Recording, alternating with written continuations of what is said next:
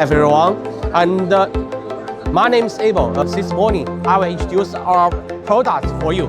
First of all, Hangzhou Shengshi mainly produces coaxial heat exchange and sharing tubular heat exchange. Now I will give you more details. For the coaxial heat exchange, we can produce with the different material. For this one is copper and copper nickel, titanium, and stainless steel for the different applications. For the titanium heat exchange, mainly used for the marine application or swimming pool heat pump. And for the copper, it is widely used in the heat pump systems.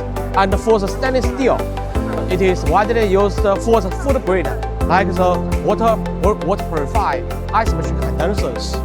And also, my customer want to choose Hangzhou Shengshi because for our heat exchange, it is with the high efficiency. We use this twisting tube to enlarge the efficiency about 300%. And also, with the groove line, it will rise up about 30% to 50% compared to the same size. And also, yes, recently, the copper material price is very high. So we also developed the new products. The material is by the stainless steel, which could help the customer save cost about 20%. This is why Hangzhou Shengshi is good for the customers with high efficiency. This is all. Thank you.